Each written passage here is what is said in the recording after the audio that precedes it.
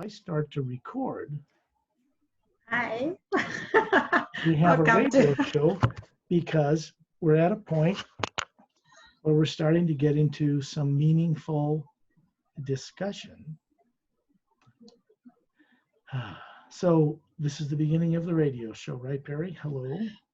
Hello, everyone. Welcome to Awaken Hidden Truth with Scott Lemwell, the author of the book The Emerald Doorways and the series Agenda. I wonder if You hear me okay? how about now? Yeah, I hear okay. I think it's better now. I've got the speakers on and I'm using the microphone here and an interface right here. Okay. So we can get a better tone. When I do the hues later in the show, before we take people on a little journey out of their body,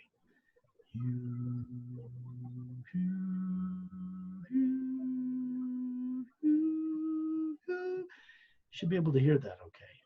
Yeah. Okay. Because that's how it's going to be recorded. So the mic is much better. We did this group session right a few days ago. Yesterday, actually. And I didn't have the mic on, and the hues worked, except one, I think, was blocked. And then the rest were okay. And that's because I have a better internet speed now, but you still need a mic to get, because there's little mics on these little cameras. They can't pick up something like the qualities of different tone levels, in music.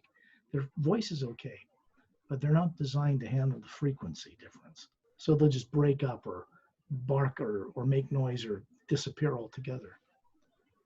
So in using a microphone and an interface, it's going to pick up the qualities we need for people to get on the recording, which you'll put the radio show up on your YouTube channel so it can benefit people. And that's the only reason I do this. There's no money involved in any of this from my end. I don't charge anybody to be on a radio show or tell them about the books. The books that I authored are like interdimensional doorways, designed by myself and great wondrous beings who are friends of mine who aren't from Earth, to work as a kind of a conduit to help people let go of the vicious, subconscious, compulsive habit they have in indulging in fear.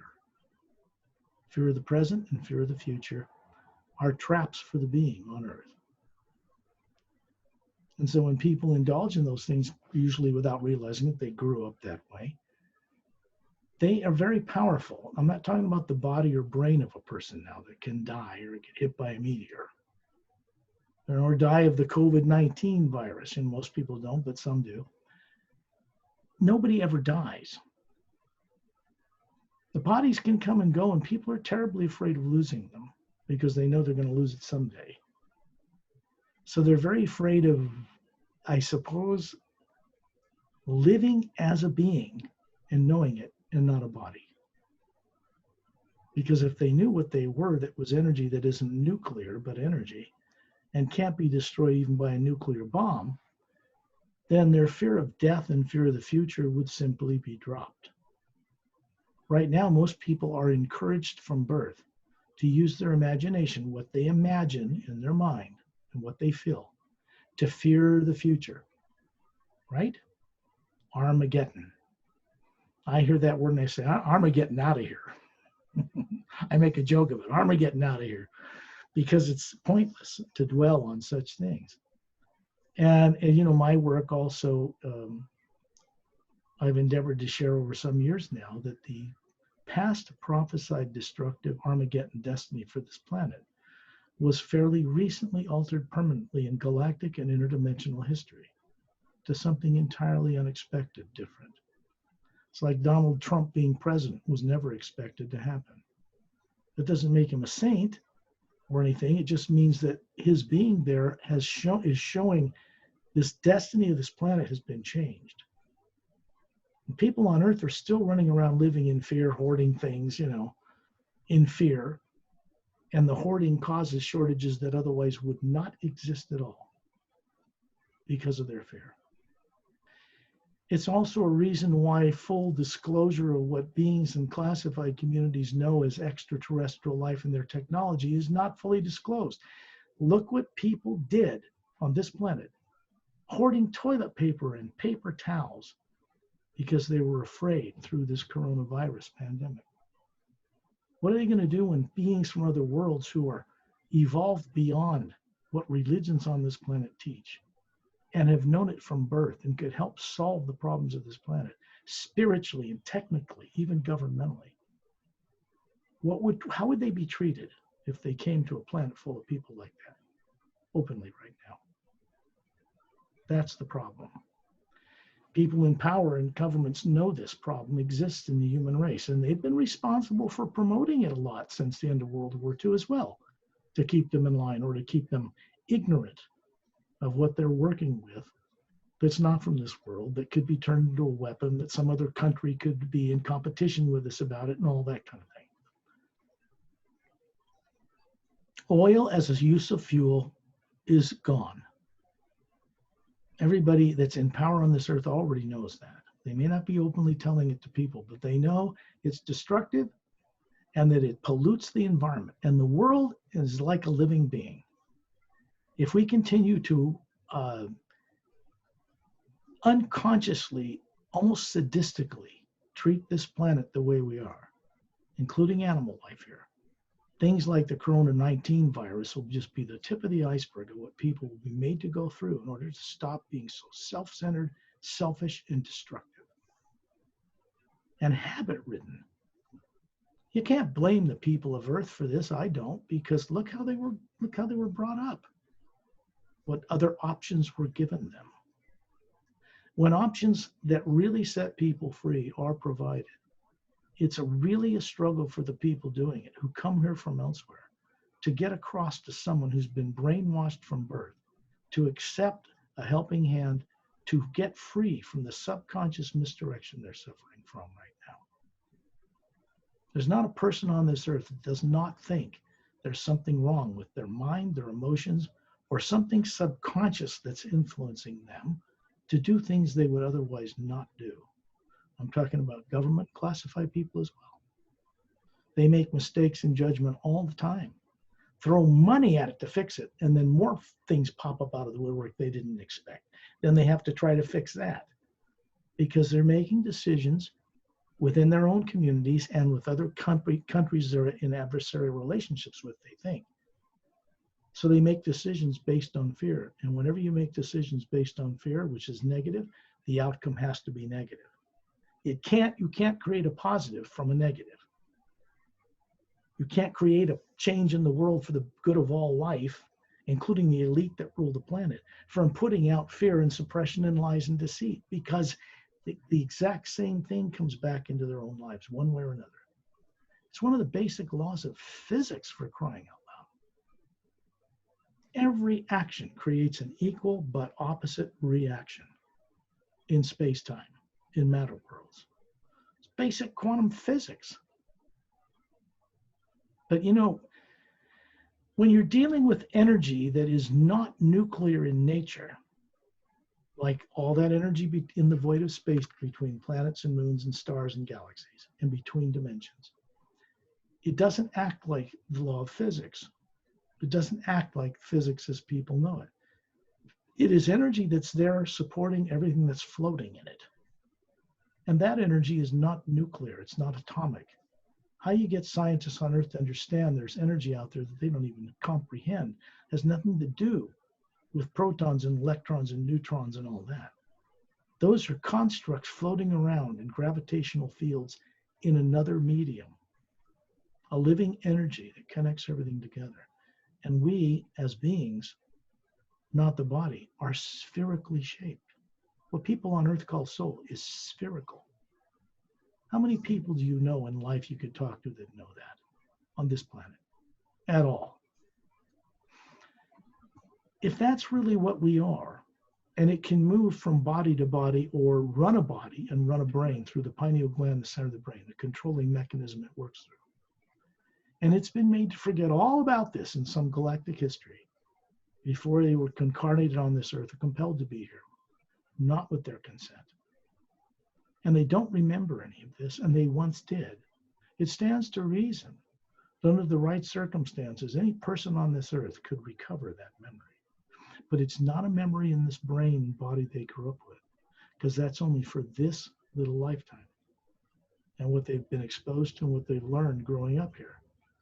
Whatever they're an expert in, whatever they learned in college, whether they're in the military, whether they're Queen of England or anybody else, they only know what they were brought up to know. They don't usually remember what they knew as a spherical being that has never been a body but can run bodies. It is that part of us that needs to be recovered in the people of Earth in order to change this place to be a spacefaring planet amongst so many hundreds of millions that know this now. We cannot have them go backwards to suit us.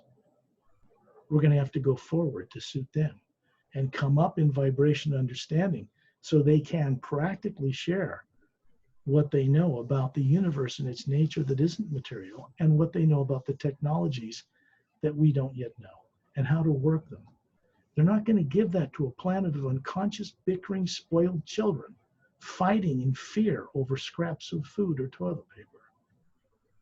They're not going to give that to governments, except their old stuff maybe in some kind of trade that's classified.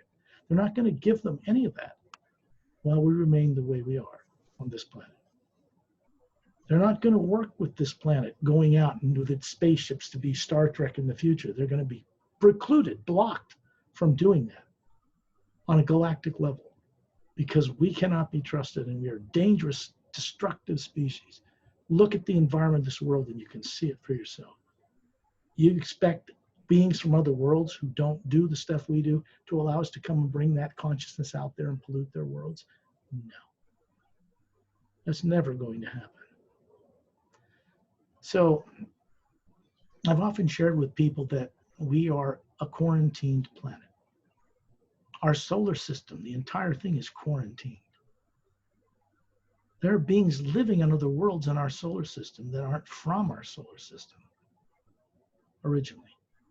People on Earth are kept in the dark about all of this, and yet we've got what? Rockets being launched to launch satellites around the Earth. Whoop-de-doo, big deal. How are you going to get a rocket ship with fuel and oxygen burning out the back to go across the stars, much less to another planet in any practical time? You're not, ever. That isn't the way people get around the universe with rocket-powered craft. That's not going to work. Just to get in a rocket-powered craft from here to Mars requires the implementation of what is called artificial gravity, or the people on those ships would not survive the journey. Why?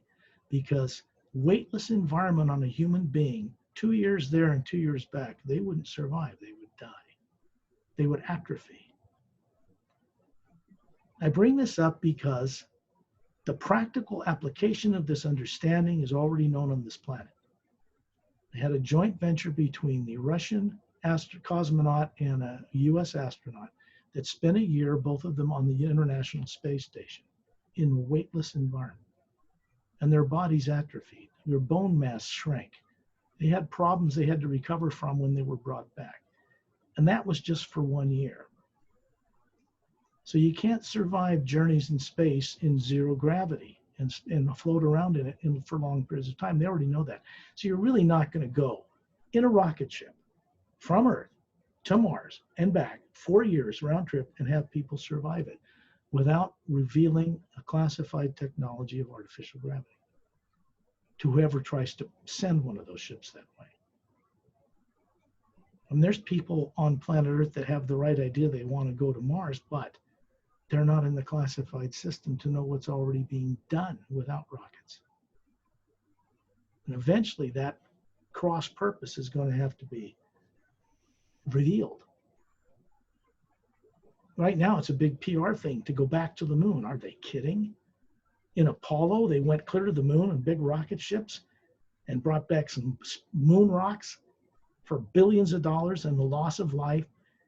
And China has gone there, Russia went there, and then all of a sudden, all those big countries just told their people we're never going back. That's how dumbed down people are. They didn't even bother to tell them that they just didn't go back. That's what they told the people. They didn't go back. But they did go back. They went back a lot because of what they found. They didn't want the public to know. So it was classified.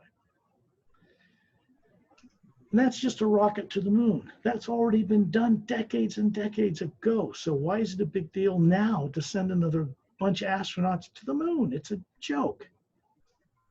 They already know how to do that.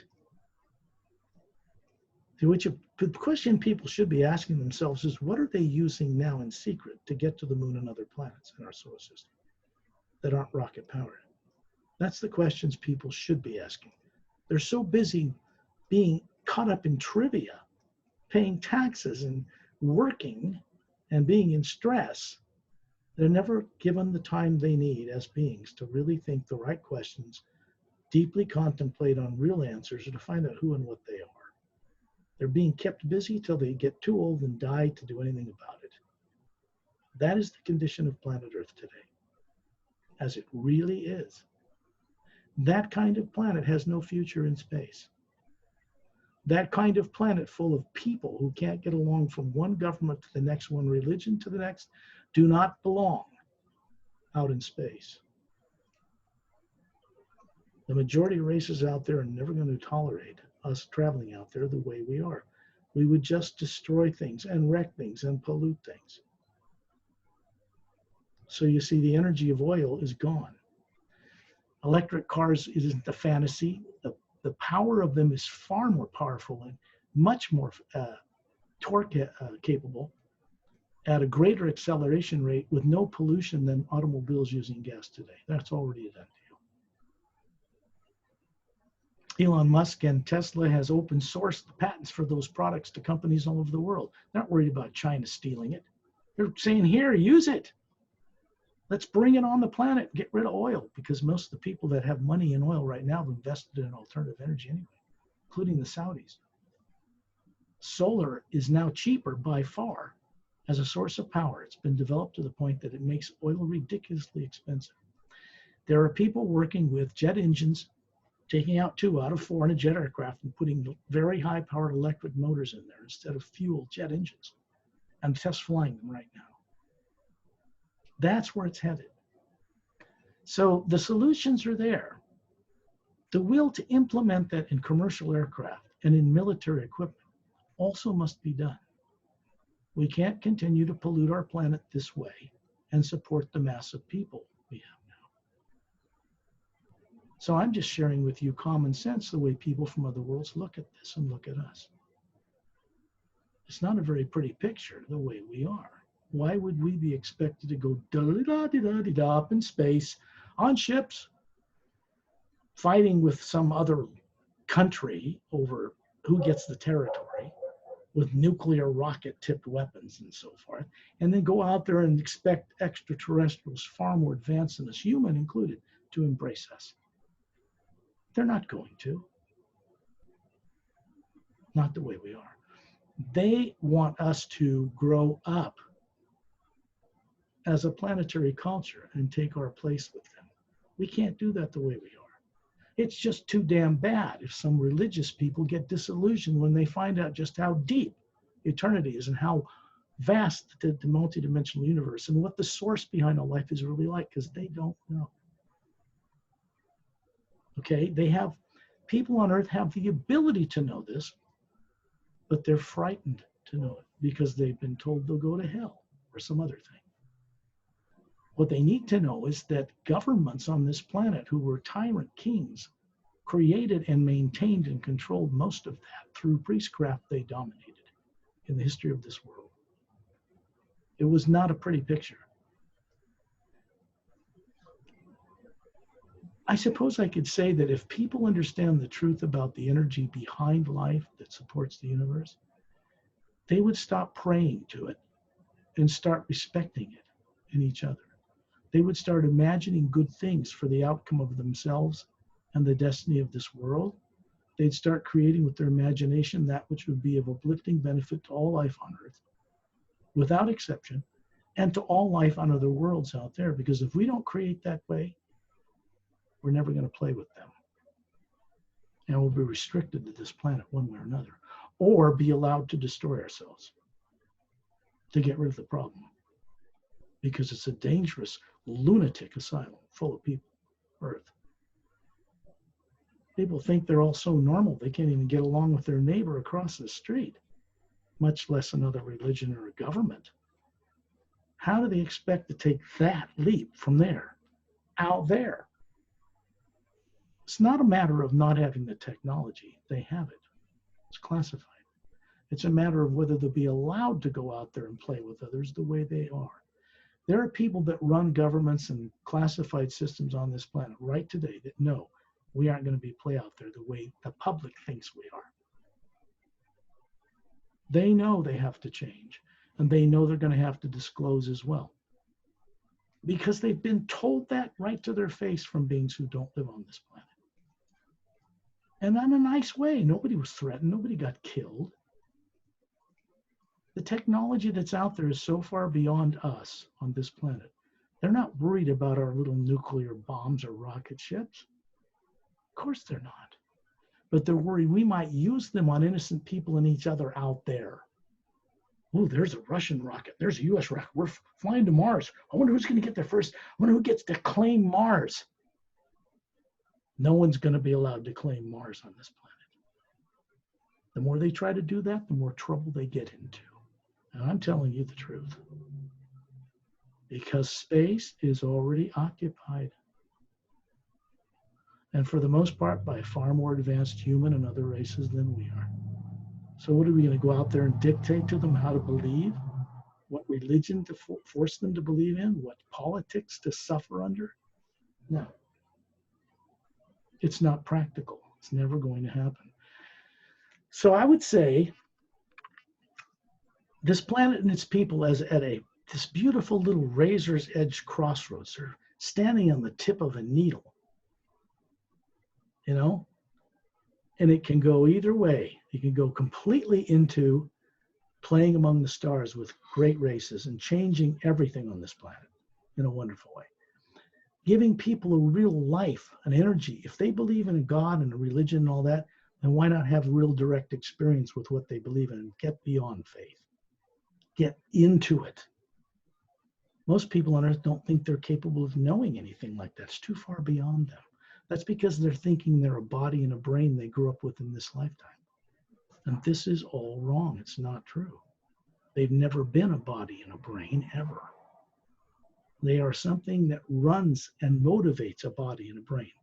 A DNA form that runs at 98% degrees, 98.7, I think, roughly, degrees Fahrenheit, a carbon-based structure, is a machine, a type of biological, highly developed thing, developed over millions, even billions of years, not on Earth, out in space, so that the spherical form of energy that animates a body could run higher faculties of creation through that little form and experience what it's like to be on a planet like Earth, walking around with two legs on a world that's curved and smelling the air and all that. People have long since been made to forget all about this on Earth. Where do these human DNA bodies come from?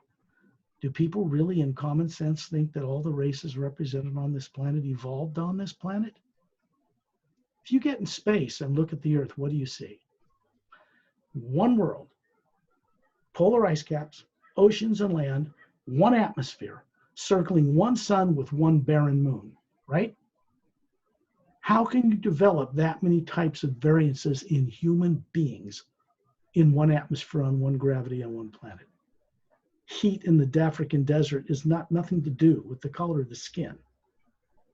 These are representative of races that evolved this way as human beings with differences on other world systems out among the stars before they were brought here in a galactic and Earth solar system history that is not known on this planet, and people have been made not to look at that at all, to be afraid of it. People have been trying to put together this mystery of what they call Cro-Magnon and Neanderthal man, which are extinct humanoid species, and somehow connect that we came out of either one of them or intermarried. This is not true. It doesn't matter whether anybody had sex with one of those Neanderthals. That isn't how we came to be. It doesn't explain the different races on this planet. It doesn't explain Japanese and African American and Semitic and South American and Indian and Samoan Aborigines and Japanese and Chinese and Thai, Caucasian. It doesn't explain any of that at all. That's all theory. There's no missing bone that can link them together that's ever been found, because that missing link doesn't exist on this planet. You're going to have to look out among the stars where human beings evolved. You're going to have to look at a history that goes back 56 million years, or is it 65 million years, since the last big dinosaurs were made extinct. Where's that missing history for human beings that could live here after the major dinosaurs were gone? Just missing. And all the things they teach in universities on Earth, it's not there. But we were. Human beings did not evolve on this planet ever. When that great secret is brought out to the public openly, people will be ready to play among the stars. Many people will want to get back to their roots. When I'm talking about bodies now, we're talking about the being who's lived many lifetimes on many levels as an energy being and not a body, and has been made to forget all this while they're living on Earth. You recover that in a person, they can help create a complete transformation for this world. Because then they're operating as they should be, as their real spherical self, and doing what they're supposed to do, co-create new ways of doing things for the uplifting benefit of all life with the source behind all life. And people are capable of knowing what that is as this, not one brain and one life, as what runs it. I want to make that clear, because I don't think there's anybody else on Earth right now sharing it in this way with anybody. Maybe they want to know, but they don't yet remember what they are. They're running a body, but they have no idea what's running it. A human body cannot run itself like a biological entity. When a baby's born and breathes, an entity's beginning to motivate that body, even if it's an unconscious sphere coming into another life. And if it doesn't make that body breathe, it sits there and dies. It won't do anything. The human body and brain doesn't run itself. Something other than the body and brain has to motivate it. And when people learn that great secret, they'll be able to play among the stars, travel other dimensions into higher realities as well, while they're still alive, running a body. This is the kind of awareness that many hundreds of billions of people enjoy in other world systems beyond Earth. Earth people have no idea any of this is taking place yet. But it's headed their way. So I want to share with people, hang on to your hat, because the world is going in a direction. It's not an Armageddon. It's not going to be easy, but it's definitely going in a direction that will compel people to recover who they are. Eventually, governments will get on board with this. Religions will be the last. But if great enlightenment comes into the way the people believe right now, in a God or something, and they start really having direct experience off-world about this and out into the higher heavens, so to speak, then it doesn't have to change the way they love and believe or respect the source. But instead of worshiping something, begging for gifts from it, like spoiled children, they should be actively involved in creatively using their imagination to bring new things into reality with it. Because this, what people call Holy Spirit, they pray to all day, is a living single energy force. What people call 0-point energy or toroidal energy comes from a source that runs through the entire multidimensional creation. And it isn't nuclear.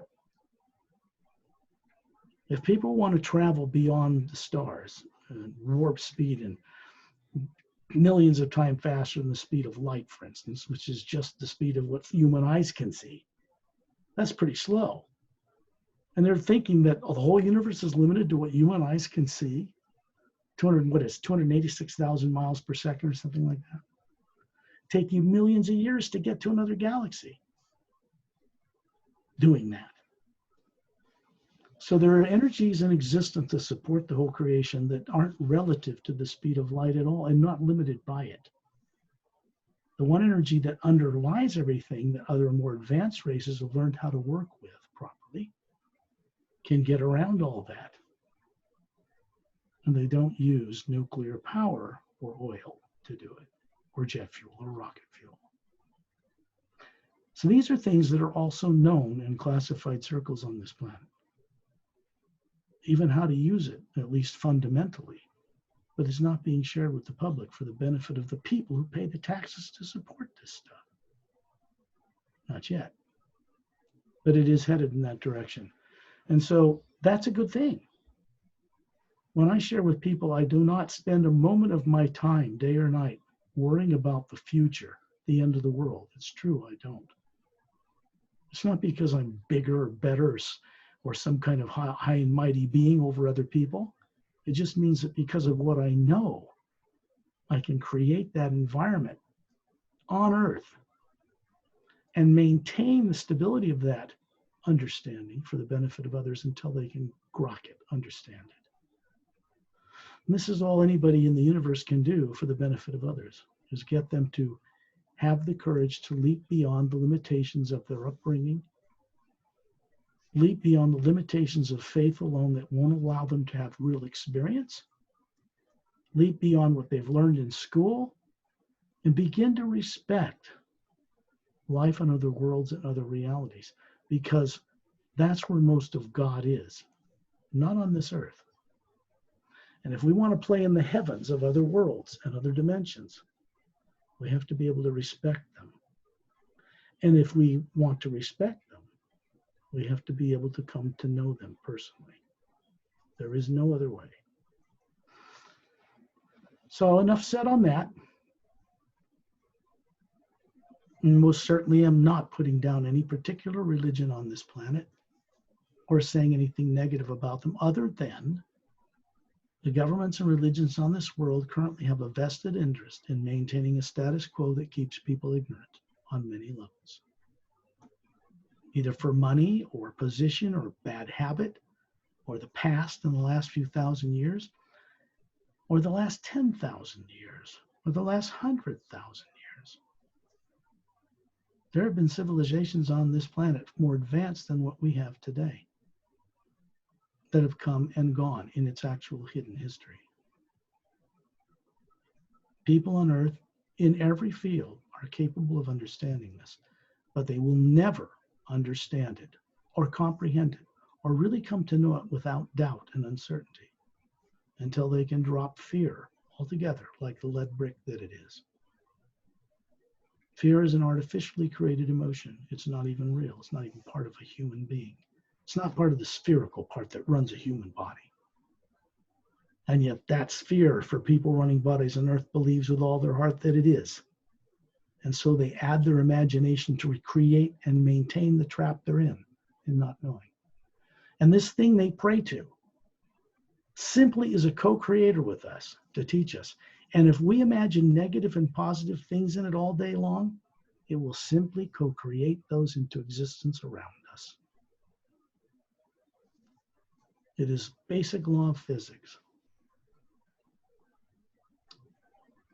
The way things work in other dimensions, say the astral, causal, mental, or etheric, the void known to Buddhist monks, or beyond that in planes that exist in higher realities where the energy is not made of time and space, it is energy, but there's no negative nature there. The Atma, all of us, originally come from there. Before we start playing around running bodies and then get into forgetfulness and over billions of years end up on Earth with no memory for one reason or another. All of that is reversible. We are not meant to stay in fear or unconsciousness as human beings. Many other worlds and planets in many parallel dimensions in the physical universe have learned this, and they know this. People on Earth have not discovered this yet. They've not recovered this yet. They're capable of doing it. So let's leave that alone. Bring real vitality and experience into the world's religions and governments on this planet, and they'll all change voluntarily. That way you can change a world without war and destruction and Armageddon. If people think the world's coming to an Armageddon, what they're forgetting is it's already had Armageddons here before. And this would not be the first time. And here they are again, going through similar experiences about an Armageddon, not realizing they've already been through this. And it didn't work. It didn't change anything. So what we're about today is working with energies that have come into existence that did not exist before in this thing, this omnipresent thing they pray to, they call divine spirit. It is a living energy that co-creates with us. What advanced beings from other worlds call the Atma, the individual being, is spherical. And if people don't or won't or can't or think they cannot understand what they are that isn't physical, then they're self-delusional. They're powerful. They have creative imaginations which simply go out and tell this thing they pray to trap them in not knowing, out of fear, the need to be irresponsible and put all their burdens and all their misuses on some other being so they don't have to do anything, change, or lift a finger. If you got a whole planet full of people like that one way or another, why would beings more advanced from the stars who don't play with that nonsense allow us out there? If you were them, Perry, would you? No. So anyway, that's enough. But I think this is important enough to say these things in the right way. It's not meant as any kind of an attack on any government or religion on this planet, but it is meant to share with people that the way they are, the way they're fixated on remaining the way they are, which puts them in conflict with each other, will not be tolerated out there ever. If they want a future out there and a different kind of life, live 1,000 years, different science, the mastery of the genomes on the DNA, which is old stuff out there, then we're going to have to be able to show people that we're capable of respecting such gifts by changing the way we are and how we treat each other. We need to set an example on this world so that others would be more confident to share things with us that they would assume we would not abuse once they're given, because right now they would be abused. And that's a fact. People would fight over who gets to control whatever is given them from outer space. That's going on right now. That's an end game. There's no future in that at all. Can you imagine what this world would be like right now if people grew up not even thinking about the word fear? It's an ancient, archaic term they could look up in a dictionary that nobody works with anymore because they know it's a waste of time. It's a waste of lifetime. It's a total waste altogether, and it's artificially created by tyrants and forced subconsciously in people without their consent in galactic history. Now, if they knew that, how quickly do you think this world would change? Now, I'm asking you, looking in your eyes, I'm asking everyone listening to this, who will ever hear this radio show. I don't care if they're President of the United States, if they're Elon Musk or the Queen of England, or anybody that's even in the UFO or extraterrestrial communities. They should be asking themselves the correct questions. Who am I that isn't physical? How do I wake that up? How do I come to meet beings from other worlds who get around the universe easily, who know this? If they're going to try to turn enlightenment and disclosure into a competition for sales of products and competing religious and occult beliefs, they're just shooting themselves in the feet while they're trying to run forward. I have to say that. There are so many fears. For people to drop off the fears, which I think they have to understand more, because they have fear of no money, fear of no work, no food, no nothing, you know. So how can they go through that time? Well, I know what I do, and I've shared this for years now, knowing that most people who first hear it will know it's something unique. They'll know it's right somewhere deep inside themselves, but they won't have the motivation or the courage yet to implement it, apply it to themselves, discipline themselves, exercise their higher faculties back into waking up in the earth life they're living now, because they have to bring those higher faculties to this brain and body they grew up with. It didn't exist here and was never put here when you were growing up. It's off-world, it's out there, it's in another aspect of ourselves that is the real us. And we need to be able to wake that up and bring that higher awareness here, or it will never be here. I don't care how much time people spend in a university on this planet. If they've got 10 PhDs, they're going to be as ignorant as a brick when it comes to really knowing what's out there and it's possible amongst races that have already crossed the hurdles of solving genetic engineering, crossed the hurdles of solving disease, crossed the hurdles of interplanetary and intergalactic travel, crossed the hurdles of traveling between parallel dimensions and how to do it effortlessly. How to use energy that's in the universe to get around great distances that is not nuclear or man-made. Unstable isotopes with radiation that would kill everything, explosive things and limits of rocket fuel and that kind of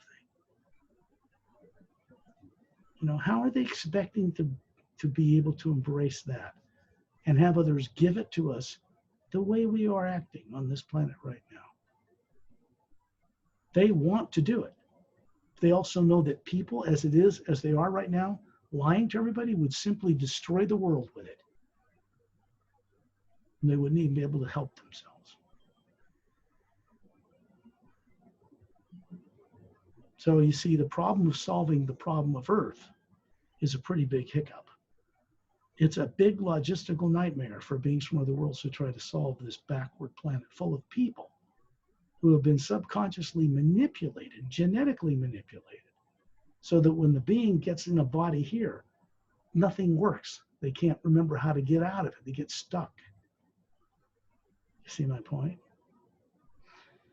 So when I do this, the hue is the first half of the word human being. The human language, English and other languages, were not invented on this planet, first of all. So human, and the word human, did not get created in one language on Earth by people living here as primitive people. That's number one. Human is understood in other worlds. The first half is a sound. It's designed into the word to be the first half of a word that represents a sound that runs through the entire multidimensional creation. One living energy that is not atomic or nuclear in nature that supports everything. So when a human being on Earth or any world, I don't care if they're reptilian or grays or anybody else, even if they don't have vocal cords, if they can conceptualize or feel or hear this sound, it will create a link, a doorway through the pineal gland in a human being on Earth and connect them into that one energy. The thing they pray to all day in faith and unconsciousness. Begging for favors from it without doing anything to co-create the change themselves is wrong. It is meant, this one force, we are meant to co-create new ways of doing things for the uplifting benefit of all life. And that means not just life on Earth, all life. This seems like such a giant leap for people on this planet. But it isn't, because people, as unconscious as they are, once knew this stuff before this life. They don't remember the galactic history that put them here. Not yet. So when we do this, I will do a thing where I will do a little guided thing for people, right? And I'll send out this hue in different tones, higher tones. And this is helping the physical body and brain to go into the trance state called sleep. It's the same thing every person puts their body in every night. Like experts, people put their body to sleep without any trouble. They don't realize how complex a process this is, right?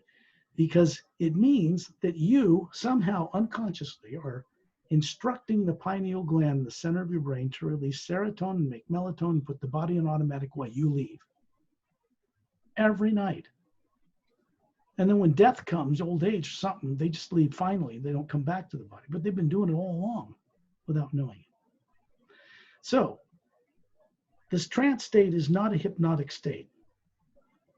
It's where you put the body on automatic, heart working, blood circulating, lungs working, while you leave for a little journey. If you grow up on a planet with no training whatsoever, support from your parents, governments, religions, or anything about this, except fear, the devil will get you if you get out of your body, for instance. In any religion, they have like a negative entity, you know, that it can get you if you don't do exactly what's this and that and the other thing. So people have a fear of doing what they have to do anyway, sometime in their life, leave the body for the last time. What this work is about is getting people to know what they are and who they are and how to get around the universe before the body dies, which makes a whole heck of a lot more sense to me, or to anybody with any consciousness, you know, out there. So the you will set up a vibration, first half of the word human. No being, no religion, no organization, no government on this planet has ownership over this hue vibration, this first sound behind creation. If they think they do, they're in trouble, because it can't be patented, processed, controlled, manipulated, copyrighted, or claimed ownership or sold for money. Anybody who attempts that is going to pay a terrible price, because it is a universal energy that cannot be owned by anyone. And we didn't create it. And it wasn't created in the lower dimensions of time and space either. Claiming ownership over something like that is foolishness at best, and a dream to be destroyed at its worst. It is not an energy that can be manipulated. It is an energy that will co-create with us good and bad things, completely unbiased. We're meant to learn from our actions. If people are subconsciously driven by fear, they cannot learn from their actions. Lifetime after lifetime, one unconscious baby body growing up to an adult after another, like a recycling unconscious machine. That's not how we're meant to live. That's not the purpose of a human being.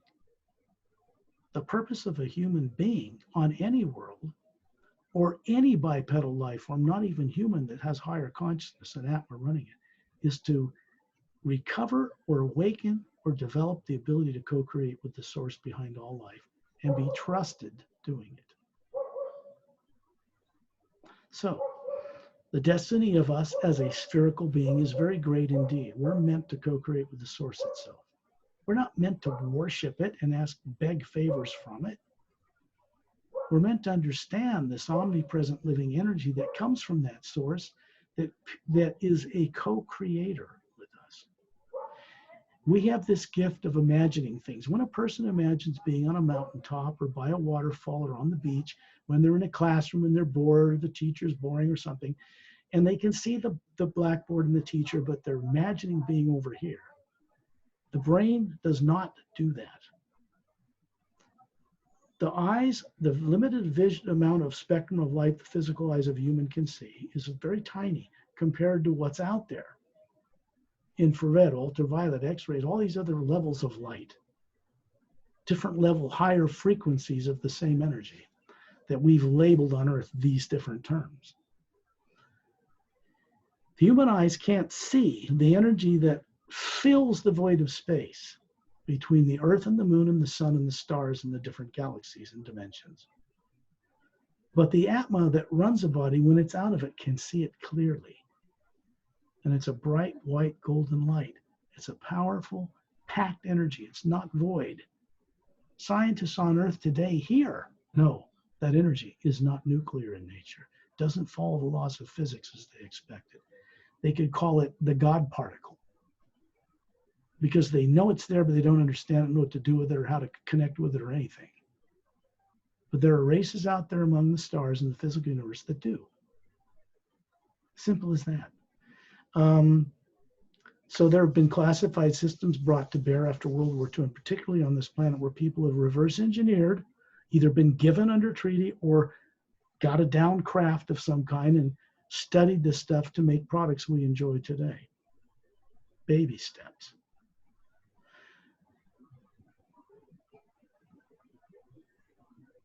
So all this stuff we're enjoying today after World War II did not originate on this planet. I don't care who you talk to or who tries to snow job you, they came up with it. They didn't. Even telepathically, they were influenced to invent things they couldn't understand and weren't ready to understand from beings who don't live here. So people monitor and see what people do with higher energy and higher technology. Do they abuse it? Do they use it to warfare on each other and dominate through being a bully? Do they destroy people with it? Do they lie to people with it? Do they heal people with it? What do they do with it when they're given it? And they're watched carefully from afar. Common sense. If you were in the shoes of such beings off-world, you would do the same thing with a reckless bunch of people like what's on this planet. Reckless. It's not a planet of sane people. It's a planet of lunatics. What did we have just 65 or 70 years ago? World War II with nuclear bombs being dropped on people by people? And that's supposed to give us kudos with beings from elsewhere. So they'll come down here and give us all this technology and say, come on and play among the stars with us. Sure, we'd like you to blow us up too. Maybe you can pollute our sewer systems and air. Come on over, have a good time. No. How about no? How about a big no? People from other worlds understand we're capable to do this, but we have to demonstrate that. The governments who are now busy deceiving people for money or power or position, or to get the upper hand with technology from other worlds over a neighbor first, to make it into warfare and weapons and all that, which is a very bad habit gone way out of control on this planet. There is no good end to that type of thinking. They know they have to change in every country on this earth. They have been shown how to do it. They're being shown how to do it. And they know they're going to have to disclose the truth to the populace of this planet in order to advance further than they are now. Or they're just going to run into roadblocks trying to play among the stars. They're just going to be quarantined from doing it. Because they're not going to let us go out there and be destructive out there with all of our petty beliefs and bigotry and religious fanaticism and government fanaticism and all that stuff? No. Okay, we get back to this word hue. How does it liberate one? Why is it beneficial? First of all, what this connects the being, the spherical being that doesn't know it's running a body for most people on Earth, it connects it to the source it came from, direct, with no intermediary. Because we, as a spherical being, what makes the structure up is made of an energy that is telepathic with that source. It's made of a way that we can connect, it's like a fail-safe. We can connect into it and begin to turn backwards all the suppression and unconsciousness we've gone through for billions of years. That means that each Atma running a body on Earth today is very ancient. They don't remember this, but they are. And so if you could get a small amount of what you used to know out there in creation before you were forced to be born on Earth with no memory awakened, you can have more of a conscious communication with this thing people pray to. And it can instruct and then allow our own true free will to decide if we want to proceed. But when you start working with beings this way, then the sky of the multidimensional universe opens up to us. Even on a planet as backward as Earth.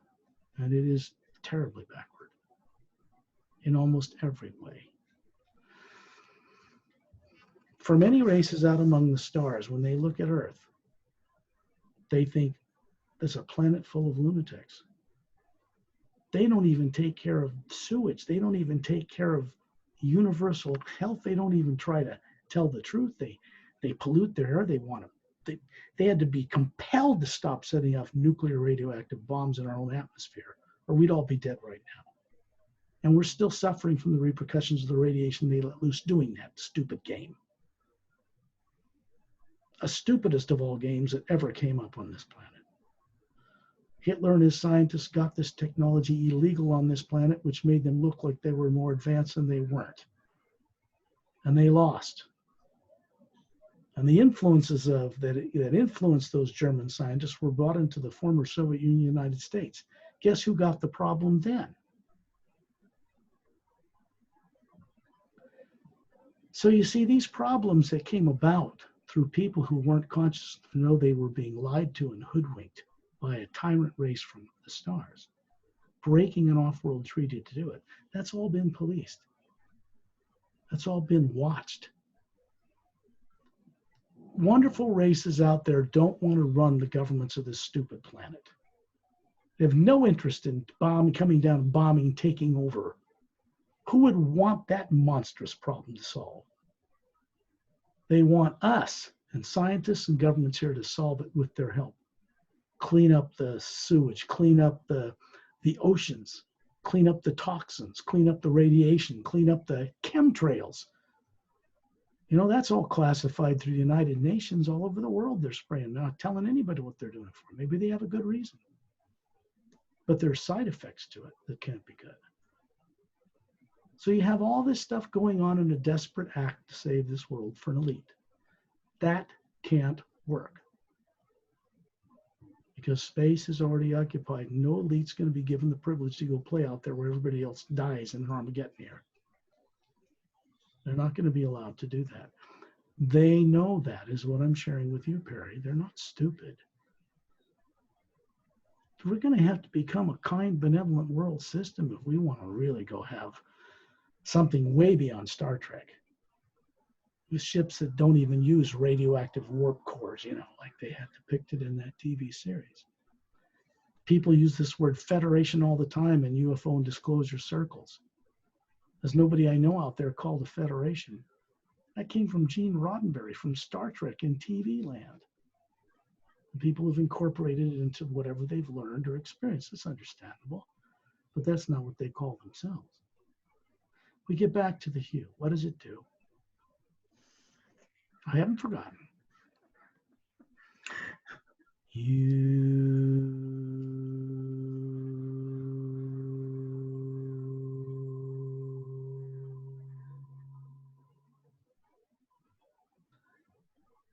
What people will experience when they put this to practice for themselves, it's not about belief or faith, it's about direct knowing experience. They will discover there's a certain protection that comes along with its use. They can't put a finger on it, they don't even understand it. But they know it's there because it will be uplifting. It makes them feel good inside. It does something. It's meant to be used with the creative imagination in a conscious way. Meditation and all of that is designed to calm the nervous system, the emotions and thoughts, so they're still. In and of itself, it does not enlighten. It only prepares the way. Once the mind and emotions are still, the creative imagination has to be extremely active. For instance, if you know how to imagine being on Mars or the backside of the moon, or on a spaceship stationed in the ice rings of Saturn right now, that's from a huge organization of world systems that's policing this solar system to make sure lunatics from Earth don't go out there and bring all their garbage out there and pollute the rest of creation.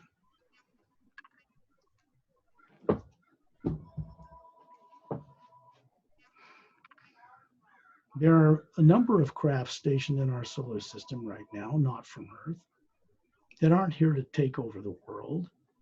They don't care who's in power necessarily, except they aren't going to tolerate us taking journeys out into the stars, fighting each other over pieces of hog fat and beef and chicken and toilet paper, and polluting our world and expecting to go out there and have a good time with these people. That'd be like asking an insane person dribbling on the floor to come over for dinner. No, it's not going to work. So the hue opens a doorway through the pineal gland, connects into this omnipresent living energy that supports all life. People call the God particle in the CERN Super Collider, the Large Hadron Collider in CERN, Switzerland, that they detected. This element called unum pentium is on the periodic table now. Made in a laboratory, it disappears almost instantly, but from another world, it's stable. One of the elements used in traveling faster than the speed of light using toroidal or zero-point energy. It doesn't exist on Earth. It can be made in a laboratory, but not stably. It's even on the periodic table, and that's classified. Go look at the periodic table, and oh, there's unum pentium. What the hell's that? Well, I don't know. They don't teach us that in college. But there it is. The Russians have a different name for what it is in Russian. These little tidbits are keys to playing in the universe, but not irresponsibly, not as spoiled, angry, fear-ridden little children who won't lift a finger to change themselves. They want some supreme being to do it to them while they sit there and do nothing. That is not the nature of the universe. And it will not respond to them that way. So people on Earth need to have direct experience with what they believe in and pray to, but more deeper, wider experience with it. They need to be humble enough to accept training from beings that are far more advanced in this than people on Earth. That doesn't mean that these beings will lord it over them. It means that we have to be respectful enough of life elsewhere in order to receive what we expect to get. Common sense.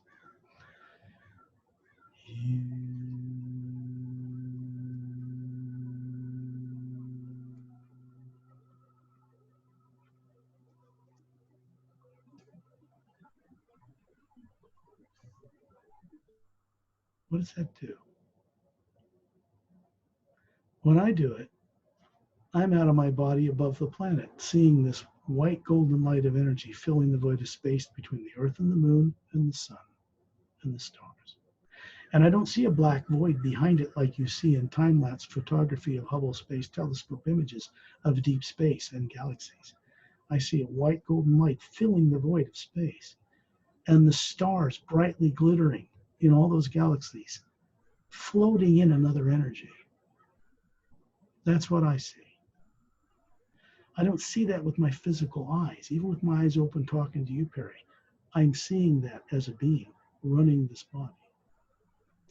When I go into these journeys, I put my own body in the sleep state people put their bodies in every night. I've learned how to use it to talk for the benefit of others, to use this as a guide, so to speak, so that I'm actually out there with them while I'm talking to them. It's really telepathic for me. That means I'm talking with them being to being, sphere to sphere, like they've forgotten. They call it intuition now, but that's not what it is. And then all that is being shared in these journeys, they're actually doing it and seeing it, but not with their closed eyes, with their body asleep, because the brain is off. The eyes are shut off. So if they're seeing something with your eyes closed, imagine a beautiful apple or banana with your eyes closed. Now, is the brain seeing that? Because that's what most people mistakenly think. It isn't. There is no mechanism in a human brain that can project an image on a motion picture screen for you to see it. And if it did, who or what is in the sitting down seeing it? It isn't the brain. The brain isn't designed to do that. It just isn't. So when someone daydreams and imagines something in their ignorance, in their suppressed state on Earth, they think that's coming from their brain somewhere. It's not. They're seeing it in some other reality somewhere. If I want to see what it's like to walk on Mars, I'm walking on Mars. Not this body. It's here on Earth with everybody else. But I am the one running this body. And that's all I'm endeavoring to get across to people through this work on this earth. That's why I came to this planet. Originally to introduce this to the leaders of this world, to get them to wake up. That was 70 years ago. And then that mission was intercepted, and I'm simply carrying out a mission today to complete something that was begun that long ago. Things have changed here and out in the universe. It would be hard for me to describe for people in a way they could understand this, other than to say that I didn't really start running this body until it was 3. The being who was here was moved on. So you call it a walk-in if you want. But here's the point I want to make to people listening to this show. Everyone on Earth's a walk-in. Why? Because they're not a physical body and they've never been one. So they're a walk-in to run a body when it's born from somewhere else, aren't they? And they expect to go somewhere else when the body dies, don't they? Enlightenment has to do with knowing what all that is while you're still running a body, not after it's dead.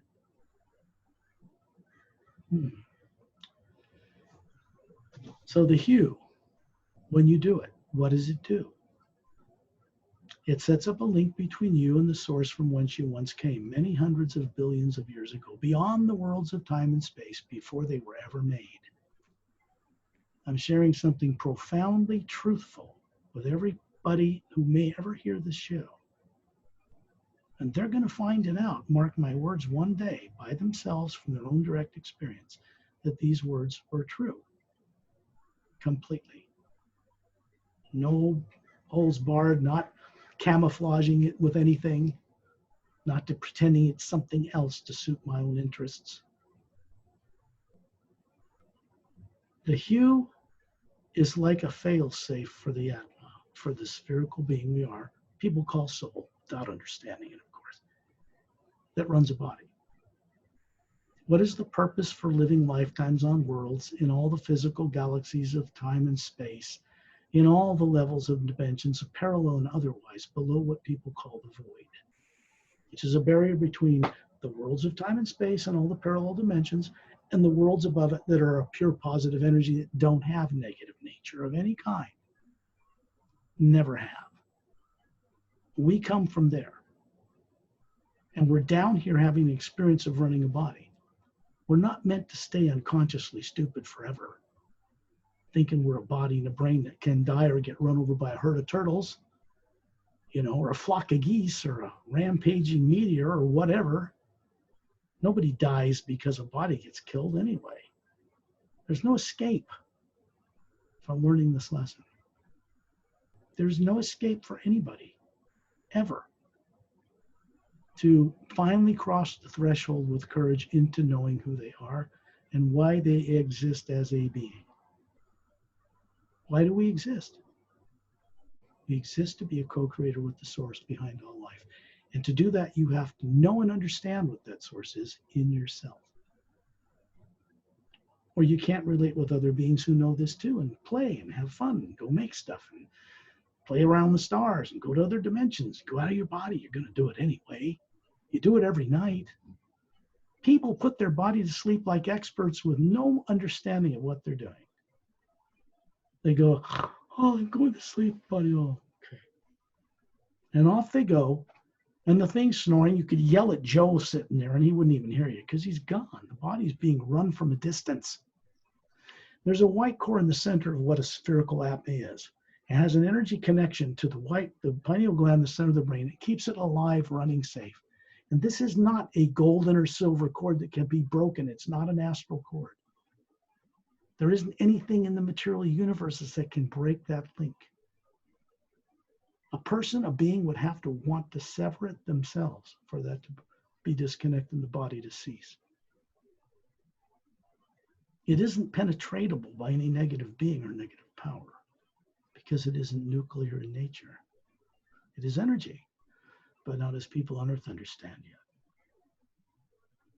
So when we do it, we're connecting to something that is indestructible, provides a certain form of protection while you're doing it for your own experience, and begins to unravel the tight knot of billions of incarnations on many levels that a person has been made to forget everything they ever were. And it begins to reverse that process in a way that helps a person maintain a balanced outer life here on earth while it's going on, not the other way around. And these are just words, but when people start to experience working with what cannot be owned by anyone, that is universally throughout the creation, then they begin to understand and respect themselves again.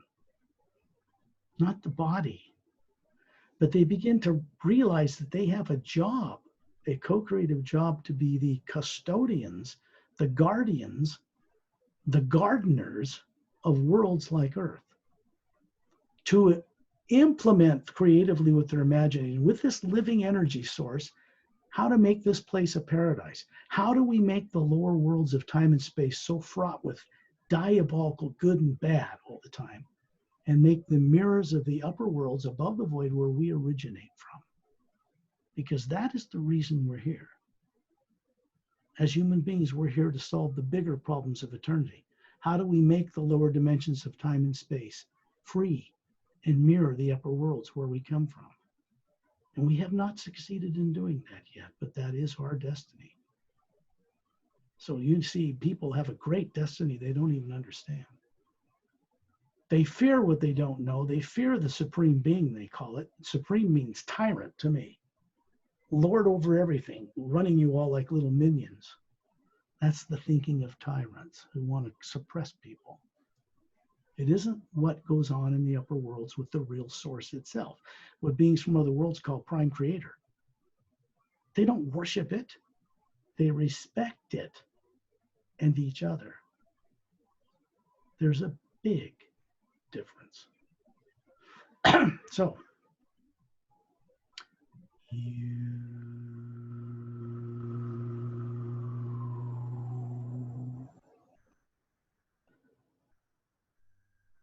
well, that comes through me with many beings I work with off-world. Ambassador Turellian, who is a 18-foot tall human being, or was, who recently came back into the scene in intergalactic, interdimensional life. That's the best way of putting it. He's a dear friend. The Say-Rays helped to seed and create long ago in galactic history of many galaxies, human and humanoid and bipedal life and higher brain functions and higher DNA on many levels, on many worlds, in the astral and physical planes and all the parallel dimensions within them, and then vanished a long time ago. To leave us on our own, they brought races up to spacefaring capability and then vanished. We get our human DNA from them. Other bipedal races also have Say-Rays DNA in them as well, some tyrant races. They weren't always tyrant races in galactic history. The Say-Rays, like the Galactic Interdimensional Alliance of Free Worlds, which is centered on a planet near the galactic core of the Milky Way galaxy in which we live, recently went through a change in consciousness when the Say-Rays ambassador appeared before them, a 5,000 council member unit under a huge dome, carrying a big book. It had to do with the fact that the Say-Rays had recently gone through a consciousness change, along with their mentors, who are what we call the silent mentors, or those beings who run the mechanics of creation. Meaning beings exist that run galaxies, spinning them on their axis, planets around suns, moons around planets, interdimensional doorways, beyond space and time, beyond the speed of light, between dimensions, and so forth and so on, all the way up through all the realities. And it brought about a change for them to get motivated to be back involved with the younger races, meaning the body forms that Atmas run. The Say-Rays did not create Atmas, you and me and everyone else that run bodies. They helped create the bodies that to a high enough level of sophistication and evolution to where Atmas could run them, and in their normal state, run higher faculties of creation through those bodies that live in certain parallel dimensions on planets like Earth. So they could see and perceive and feel and taste and do things in order, for one reason, to be inspired to create new ways of doing things to solve a bigger problem. How do we make the planes of material planes of time and space, etheric, mental, causal, astral, physical, and all the parallel dimensions in each of them, mirrors of the upper worlds? That is the reason they were created. And that has never been successfully accomplished. But it is underway for the first time. When I do the hue, many of you may not know you have an astral body, a life you're living in the next major division up here. You call it a higher heaven, where emotion is the energy that motivates matter and moves things around. And all of you have a body. You're living there without realizing it, for the most part, that's living a life that lives much longer than a life on Earth. And it has higher capabilities as a physical body than you do on Earth. You have a life you're living in the causal plane above it, mental plane above that, where thought moves matter, etheric, which is more sometimes referred to as the subconscious, but it isn't a plane of subconsciousness when you're there. And then you as a big barrier, and you cross that barrier if you know how, and you can go into the worlds that exist, the realities above there. The purpose of our journey into these lower worlds is to one day return with all we've learned and share it. New ways of doing things to solve this bigger problem. This is what and who we are, whether you know it yet or not. So when I send out the hue this way, it is to get your body, encourage your body to go to sleep on each of those planes. You as a single spherical being, what you call soul, is running lifetimes on different levels of heaven. Let's put it that way. Simultaneously. It's important to be aware of this, or you can never, ever, by one way or another, recover awareness of this.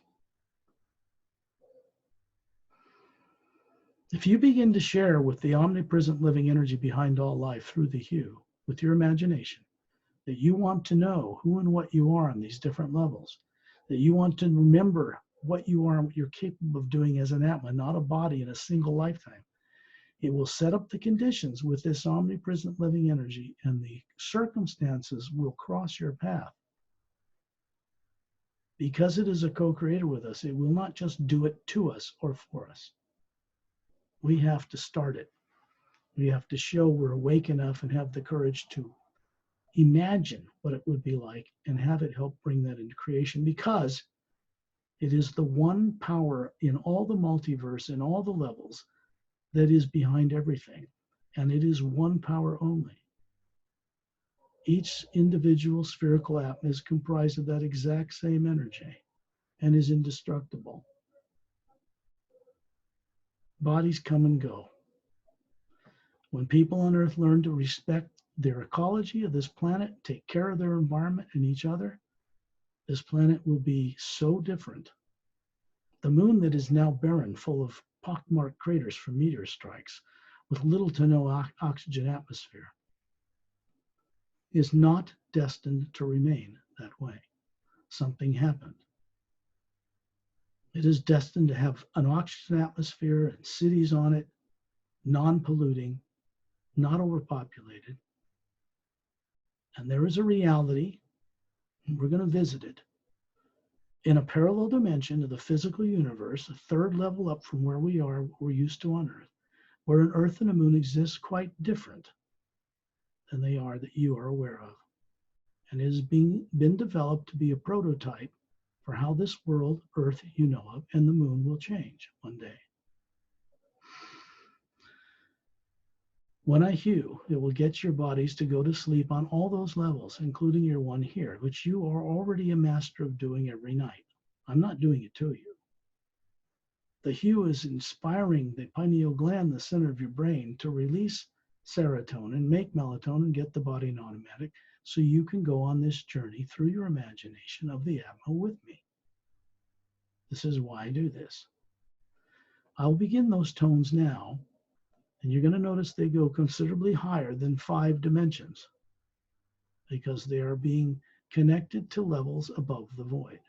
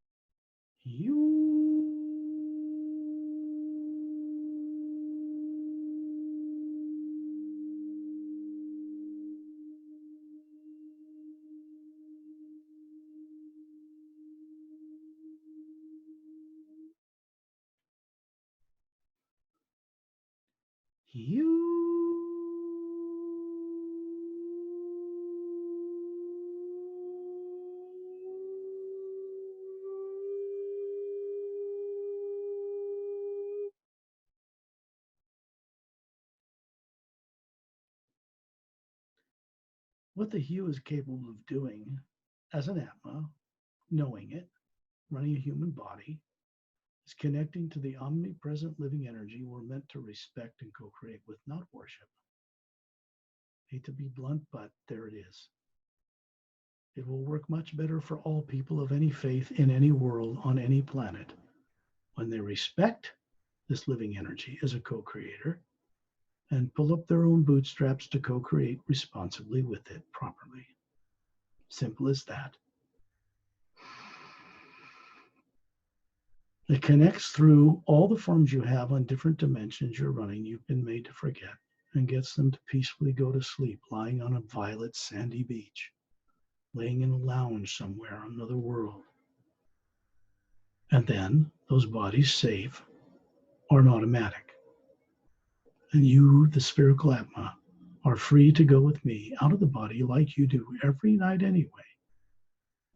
You're brought up on a world where you're not taught to be comfortable or even that any of this exists or is real. And so you grow up as an adult with no confidence or understanding of what it is you're capable of doing and you do every night. And thusly, you don't bring back or put in the effort to bring back awareness of what you're doing when you're out of your body. Where do you go? It's reasonable to assume that you must know where you're going to go before you die, long before your body dies. How do you make that conscious so you can choose when to leave and where you'll go and why before the body dies without fear being in the mix at all?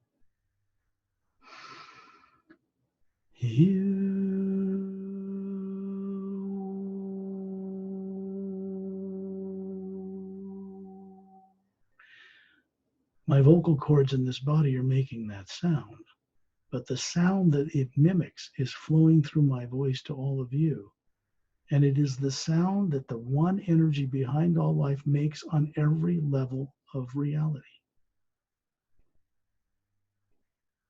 It is one energy that can manifest in all the different dimensions on different levels or frequencies where matter vibrates at a different molecular time rate.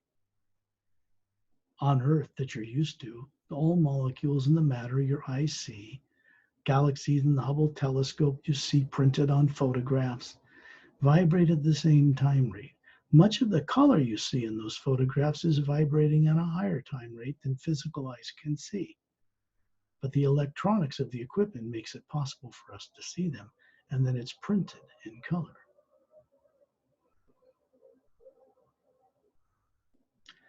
In a parallel dimension, one step up from where Earth is you're used to, there is an Earth and a moon that exist, vibrating at a slightly higher frequency or molecular time rate.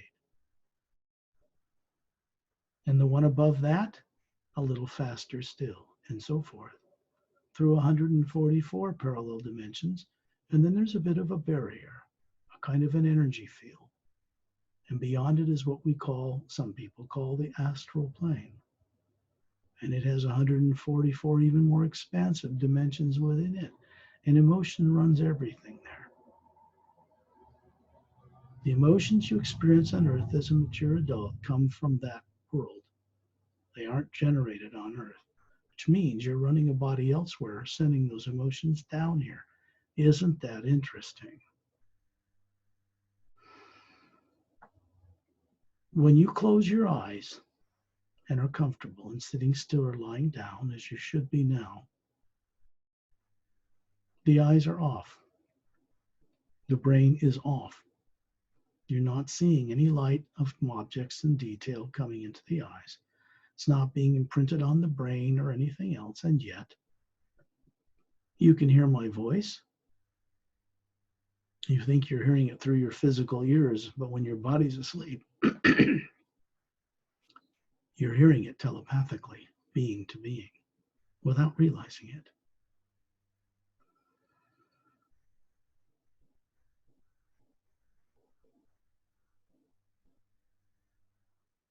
When the body's asleep, you, the being, running it, spherically shaped, is above or beyond it, and generally ready to make a journey into some other reality.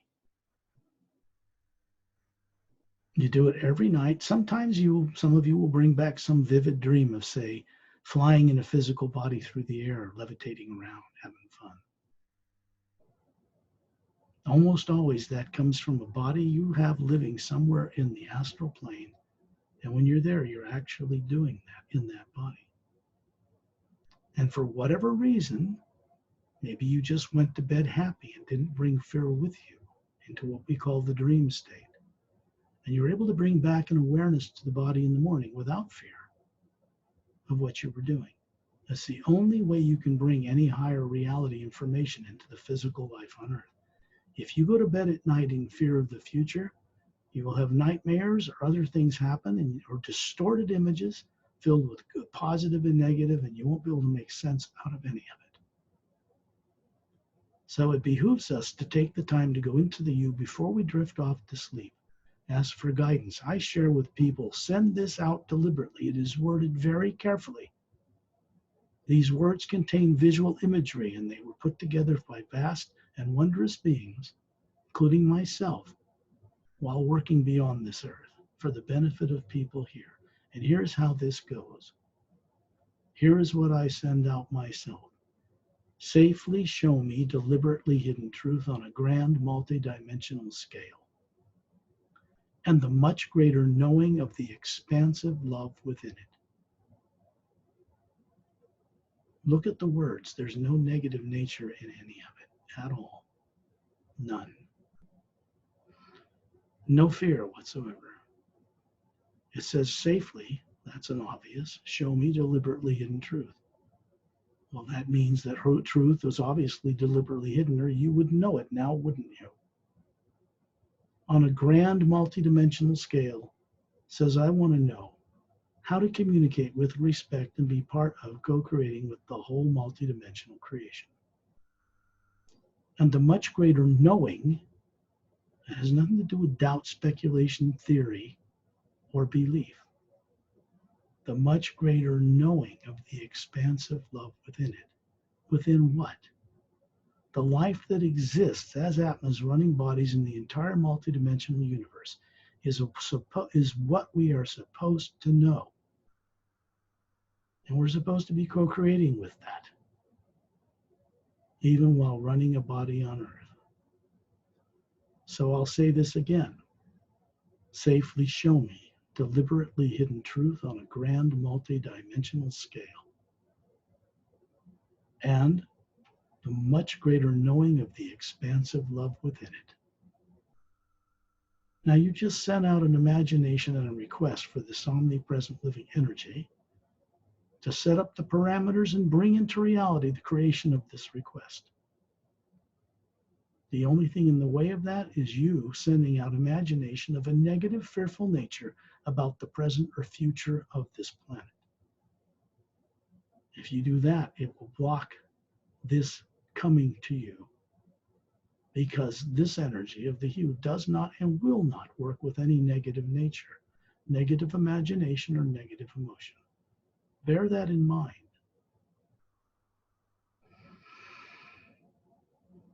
Be above your body. Imagine you're a spherical energy glowing and radiating like a sun, but not hot. And you're looking down on that body, sitting there with the eyes closed or lying down. You just imagine it as if you were up by the ceiling. Then you imagine being up in the atmosphere above where you live, up in the air like a bird, looking down on the home where you are, right through the roof of a car, or on grass if you're laying out in nature. And you can see yourself lying down there peacefully.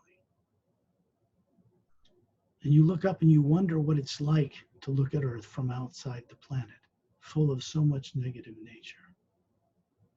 And you find yourself hovering in space, radiant and luminous, lighting up the darkness of space. But you're not alone. I am there, Perry's there, and many others, including Ambassador Torellian, and we're kind of floating in a circle around him as spheres of light. And he's a sphere of light, and he serves as a focal point. And then you begin to see a body manifest, 18 feet tall, that's a human male, white tunic like a Greek god, long flowing, slightly curvy blonde hair and big blue eyes, a little bigger than human eyes on Earth, about 36. But this guy's 18 feet tall. And you're uplifted in his presence because he's just there to wish you goodwill. He's not there to manipulate or control you. It's an ancient being. The body he's showing you was a living physical form over 1 billion Earth years ago. And they immortalized that body by advancing to where they could dematerialize it, store the DNA structure in one of the teardrops that surrounds the Atma they are as a spherical being. And when they want to use it and show it, they just manifest it. They utilize the energy, the one energy flowing through all creation that surrounds us. And it brings it into reality so that they can relate with us. So you get an idea of what Torellian is, what he looks like when he had a physical form. You also find that you have a body looks just like you, about 36, standing in space out in front of the sphere that you are. In other words, you're finding you can duplicate doing what Torellian is doing. It's made of energy. It looks like you. Looks like you're breathing, but you don't feel cold or heat. The radiation from the sun won't hurt you here. And then you realize there are many other beings who have come on this journey with us, fellow people that may listen to this radio show when it's put up on YouTube, but also master teacher beings that come from all over the multidimensional creation. Torellian's just one. There are others I will introduce you to here I've introduced before, because they like to go on this journey with new students, so to speak, with people that they now have the liberating ability to help wake up in ways they could not prior to about 8 Earth years ago in galactic history. Ramu is about 6 foot tall with a maroon robe, sandals, and an ankh, a quartz crystal round staff he holds, polished quartz, has what you call the eternal life symbol, Egyptian Ankh, on the top, which is a long, tall, oval hole with opening with a hole in it and a cross. The oval hole and opening represents the Atma, sitting above this cross, which represents it's above the worlds of time and space and channels energy down this rod into the lowest of planes. So he carries it with him as a symbol. It is also a device. He has short cropped black curly beard and hair, swarthy skin, brown, strong, muscular, and he's an ancient master teacher. And over to the right beside Turelian is a master teacher named Opelum, who's human male, about 6 feet tall, with long, shiny black hair, beautiful emerald green eyes, and pale blue skin. And he's holding up his right hand, and you can see little webs between his fingers. This is his neck. You see 3 little slits, little gill slits, otherwise you would not know they're there. Slightly pointed ears like an elf. And he's showing you that on his world, a planet called Oceania, which is in the 3rd parallel dimension above where the Earth is, you know of, out in the universe, the Milky Way galaxy is mostly water covered. And they are master scientists of what you would call DNA, genomes, and RNA and body structures. The Sabians taught them a long time ago about this, more than 500,000 years ago in galactic history, even longer than that. They have the most advanced crystalline-based science and spacecraft in our universe, in the physical Milky Way galaxy at least. They're benevolent and kind, telepathic, like all of us are when we recover this ability, and they know who they are and get in and out of their bodies at will, but they can breathe underwater or on land, and yet we could mate with them. The DNA is that close. So there's a common lineage between human and humanoid forms in galactic history. It came from someone, something, somewhere. When I'm sharing with you, these beings are telling you this telepathically, so the information remains in your consciousness. When you return from this journey, you will know it. And after a while, you begin to go, how was I ever made to forget that? I used to know this. You can see a friend of mine, his name is Etta, and he is a Dren. He is not human. He's not carbon-based. He is telepathic. He has vocal cords. He can speak with you. He has a photographic memory, which you're supposed to have access to. He's about 3 feet long from the tip of his snout to the tip of his tail, strong, muscular upper legs and back legs, and 5 fingers, a thumb and 4 fingers and toes like a human. But he looks kind of like, this is a crude description of him, like a salamander, but not like that. You can see an image of him in the book that's published on it called The Emerald Doorway. Very defined. And he developed as a silica-based creature, not carbon, on this world of Oceania, where repellent comes from, in huge underground volcanic emptied caverns that were emptied many hundreds of millions of years ago on that planet. And self-contained ecosystems exist in this domain where had to evolve. They evolved with the ability to defy gravity and fly through the air. They have a second set of eyelids that close down over their outer eyelids when they're flying at, say, 256 miles per hour. They actually were an organic creature that could defy gravity. How odd, but it's also so interesting. Etta is part of a race called the Drens. They have a symbiotic, harmonious relationship with the Oceanians, like Opelum, that live in dome cities at the bottom of that world or on small islands around the equator, and they have connective transport tubes between them.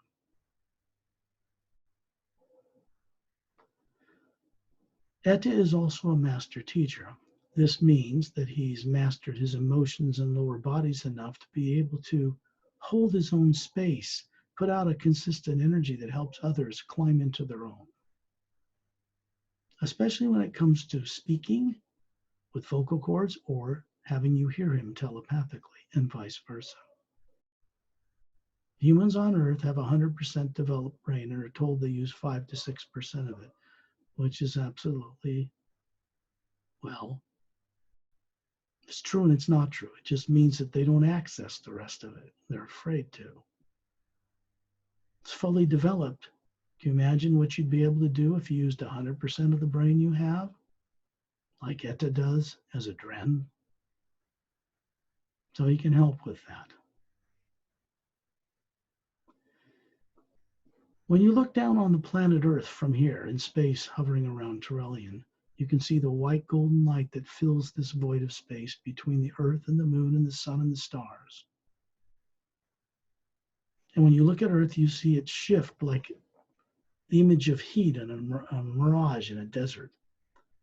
And you see a world that exists in the same place at a higher vibration rate, an Earth that has no polar ice caps. There's a big continent centered over the equator from the left to the right hemisphere, comes to almost a point on each end, and as it goes up towards the North Pole, it curves about a third of the way below the North Pole, and when it does it below, it's about a third of the way above the South Pole.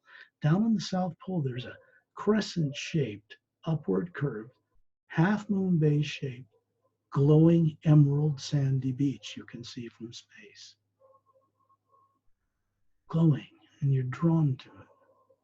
When you look over at the moon here, you find that now it's got a complete oxygen atmosphere and rain clouds, little mountains and streams and waterfalls and little teeny oceans and some lakes and 5 dome cities covering clear dome cities covering 3 4-sided gold-sided quartz-capped pyramids in each one.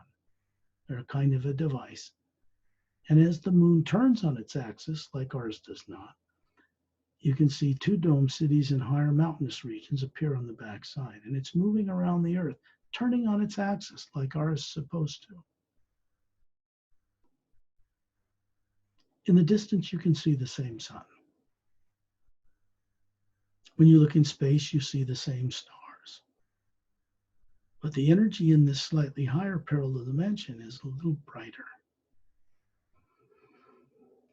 And you're going to see Turelian with his body standing in front of the sphere that he is, moving downward towards the atmosphere. And we're just going to circle around him like stars around the galaxy and move on down there.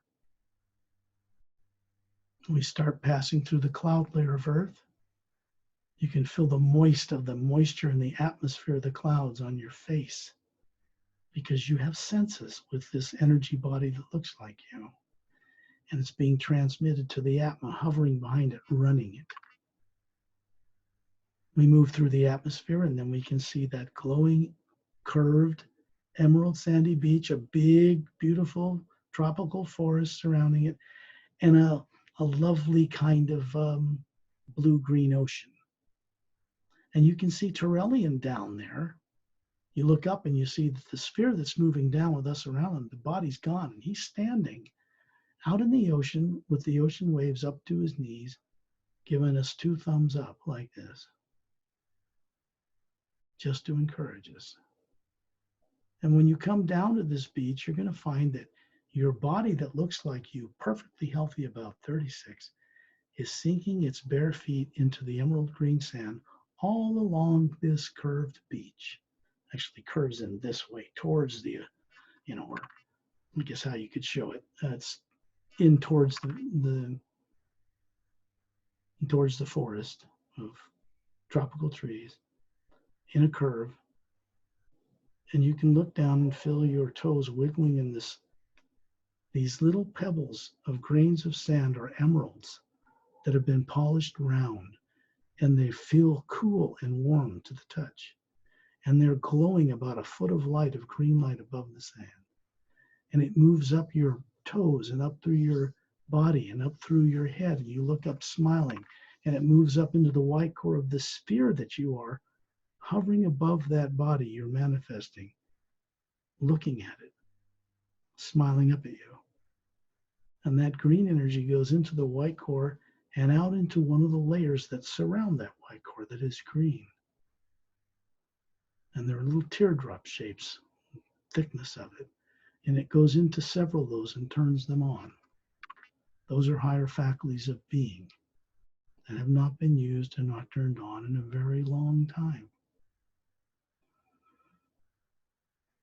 Tyrrellian points inland, and at the back of this curved emerald green glowing beach, you see a brown moss-covered path going back straight as an arrow about a mile. And we're going to move over the top of the jungle trees with Tyrrellian, who's now a sphere. And we're all spheres moving around him. We're moving over the top of the jungle, following the center line of this brown moss-covered path. The air smells like gardenias and lilacs. And you can feel the wind move through your body, made of energy. And you can tell there is no pollutants in this atmosphere whatsoever. When you look down, we come upon a clearing in the jungle. And there's a white marble floor about 100 feet across. And in the center is the statue of a woman standing in the center of it, about 10 feet tall, with huge crystal, it's made of quartz crystal, these big angel wings. But she's not of an angelic order. The wings represent the ability of the Atma to fly free from the body. The quartz is polished, it's pure, and you can see that this woman has a long, elegant dress on, longer arms and fingers than we have on Earth. She's 10 feet tall, long silver hair, looks like silver polished metal, but you can reach out with your imagination and touch it. You know it's soft. And she has violet colored eyes, radiant, glowing. She has both her hands up with her palms open, facing outward, lit with green light. And you know instantly that those hands, this device, this statue, is charging that beach with that green light. Now, this statue is an interdimensional doorway from this planet Earth in a third parallel dimension above the one you're used to. It goes to their home world, which is situated on the other side of the Milky Way galaxy from Earth. It's a gift to planet Earth in the third parallel dimension, but it's meant to be a gift to the world you're familiar with one day. And that barren, crater-filled moon will no longer be like that. When you look inside the quartz, you can see she has a gold band around her forehead. Thin, beautiful woman, beautiful face, with a longer skull than you'd find on someone on Earth, slightly pointed ears like an elf, not dramatic, just a little bit. And when you look, you can see that there's like the image of a woman standing just inside the surface of the polished quartz, staring at you, who is alive and aware. And above her forehead, right and across her brow, is a gold band with a single cut, downward pointing, teardrop-shaped, faceted emerald crystal. When you look into it, you suddenly find that Tyrrellian and all of us are inside an atmosphere in another reality that is completely green.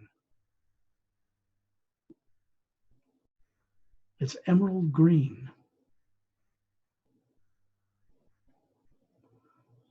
And she's standing in the air with bare feet, the same elegant dress on, silver hair, violet eyes, and she's just smiling at us.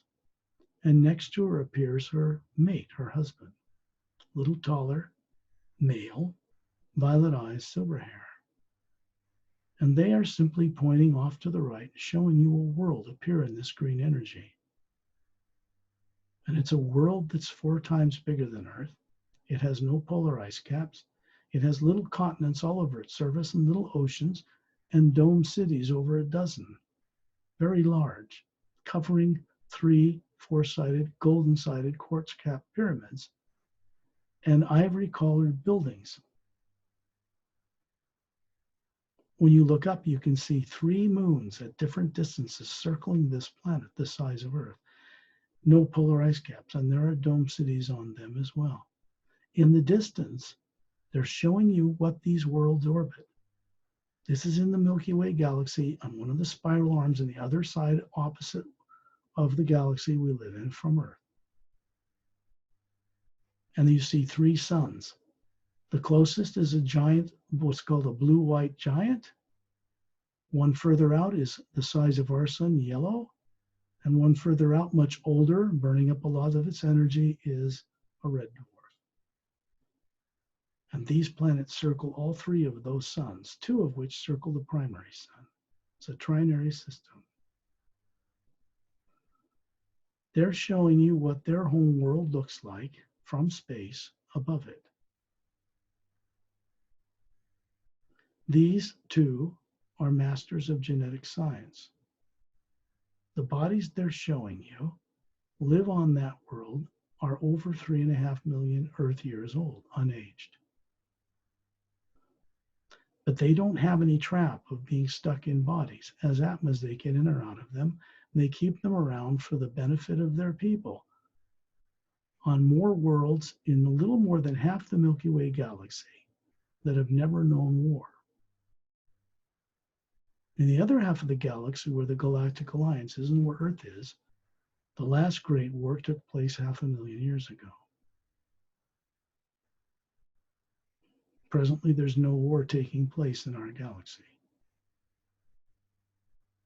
What people are suffering from on Earth was done to them in an ancient history they were made to forget.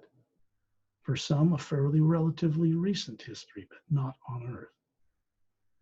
They put them here with no memory.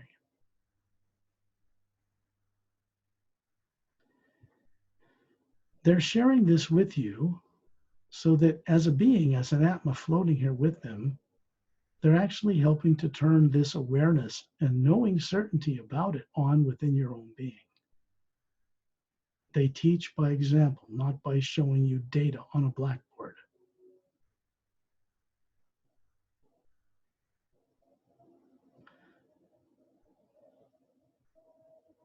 When you look down at that planet now, floating in this green atmosphere along with all of us, circling Torellian, and the two of them standing beside him, they're 10 feet tall.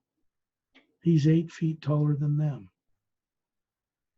And they all have this beautiful Atma that they really are hovering behind the forms they're showing us. And when you look at that world, you suddenly find we are moving toward it until you're moving down through the atmosphere of this planet in this green atmosphere that surrounds it.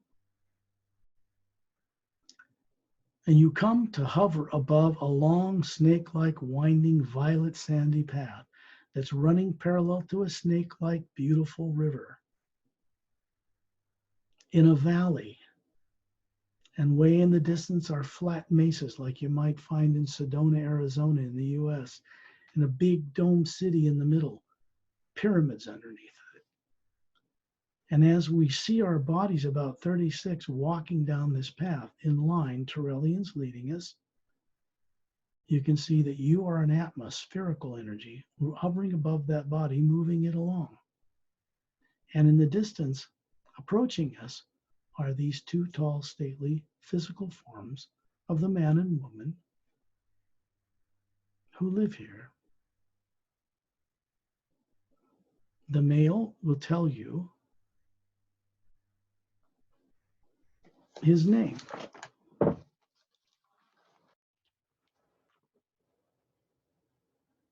You'll hear him speak it, but you'll also hear it in the consciousness you are. It's telepathic. They are telepathic. They are normal. His name is Zonintaloos. Zonintaloos in English on Earth.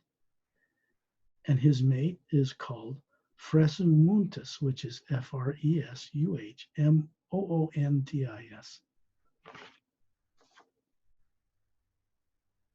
You can introduce yourselves to them. Tell them your name. Ask them to assist you to remember who and what you are as a being and what your body can be like, the DNA of it. Remember, these are master scientists of DNA and RNA. They mastered it long ago. There is no microbial life on their planet that can attack a human DNA. There are no diseases here. They don't grow old and die. They don't have children that are born, take 18 years to grow up to an adult. They don't work like that. That is a serious waste of time to them. Physical forms are brought into reality and grown to adults within 3 months. The beings being conscious that are going to run those bodies is quite different.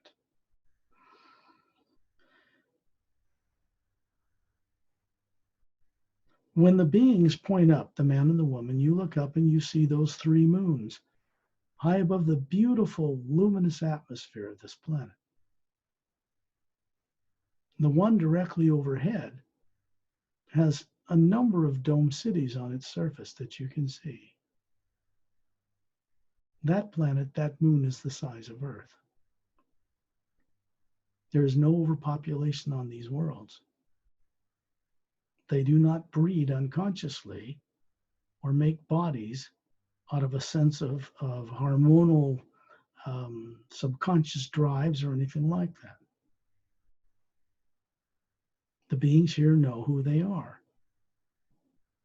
If a being wants to get a body and join this race called Zonintaloos, on Zonintaloos 1, the name of the planet, then these people meet, they know each other, they will start running that body when it's mature and start animating it.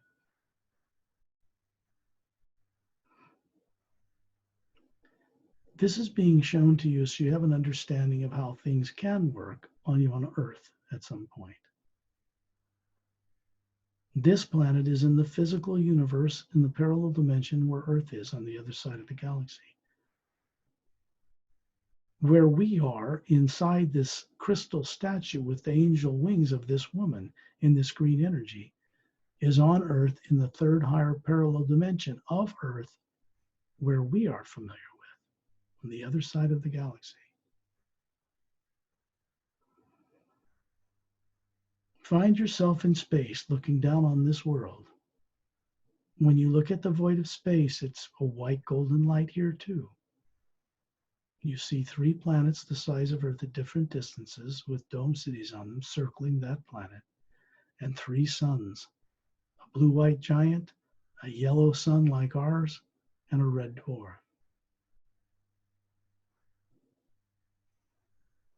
And you find that you are, once again, standing with a physical form that looks like you, made of energy, looks just like you, perfectly healthy, absolutely flawless.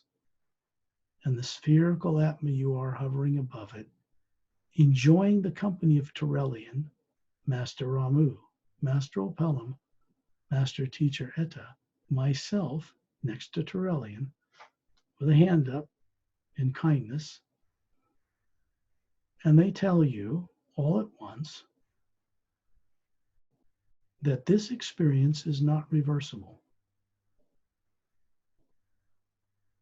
What will come from this experience as you show the courage to allow it to come down into the little brain and body you grew up on Earth that has no knowledge and never had this experience? Understand that you, the Atma, are bringing this awareness of this journey into a brain and body that never had it. Your reason for doing this is to raise the energy of the molecules that make up that body, raise the vibration, and allow your brain to function more on a 100% level so higher faculties of being and information and awareness can be brought to you on Earth. This is you bringing this to the body you're running. Now you're hovering above your body on Earth, looking kindly down on it, wherever it is, with its eyes closed in the trance state called sleep. You put it in every night, and you can hear the sound of eternity. It sounds like millions of men and women's voices singing the hue on multiple levels at one time until it becomes one whole round tone. And you can hear it as the Atma, and you can see it as a white golden light around you, like an auric field around the sphere you are hovering there. And some of that moves down into the pineal gland in your brain, the center of the body you have, and it moves gracefully out through your body and out into the world. And it connects to 3 pyramids that have been positioned on Earth that are massively gigantic, golden-sided, 4-sided, quartz-capped. 2 of them are in the bottom of Earth's deepest oceans. 1 is inside a mountain in the Himalayas, and they are on. Inside those fountains the energy that flows through you connects to a fountain. And it is a fountain that has a white scalloped edge, and it has a statue of a man standing in it with two golden bracelets on his upper arms, bald head, bronze-skinned, muscular, bare-chested, with a white tunic dress from his waist down to above his bare ankles. And his hands are open to his sides with the palms facing forward. White golden light is pouring from them, filling this white marble bowl, flowing over the edge in a smooth, radiant, kind of a white golden light sheet. And it vanishes into the earth, into the core of the planet. And you have a telepathic connection. The energy that's moving and motivating this statue to pour this energy out into the world is the one energy behind all creation that is a living, conscious co-creator with us. You look down on your body and say, I'm going to allow this awareness of this experience to join with the brain and body and personality that never had it growing up. And let the changes go where they may for the good of all life. When you're ready, open your eyes.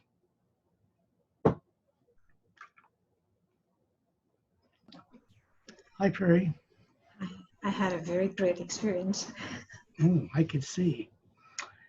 I don't know if people know this, and it's no big deal because they can do it too at some point. When I'm doing this, my body is asleep. The body is, I'm not. And I'm consciously working through the eyes and vocal cords for your benefit and for the benefit of anyone who may hear this. It's something I learned how to do working with Torellian and Etta and other people over many, many years. And then learned it by doing it for the benefit of people. Discovered I had this talent sitting in my background in my ancient past and brought it forward and so forth and so on so that it can be of benefit to others. You have any questions? Well, I wouldn't know if your audience has any because this won't go up, it'll probably go up on your YouTube channel tomorrow or something, I guess.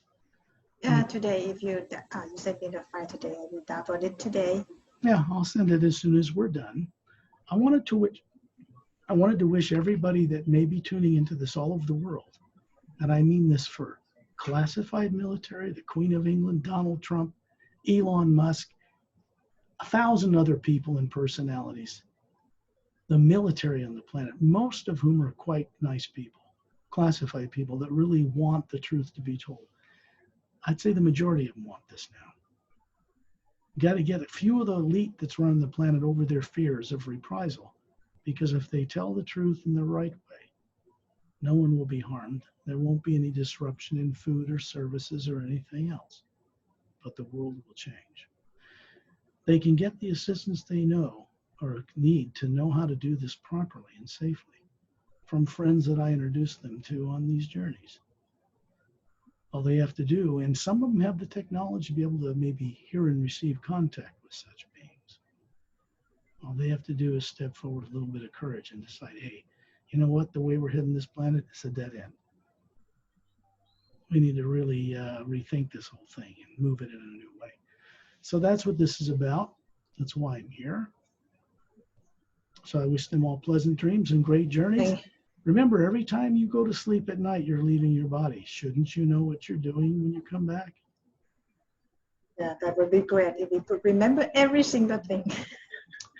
You can go to my website at paralleltime.com, which is PARALLELTIME.com, just like the two words are spelled and put together, and learn a great deal more.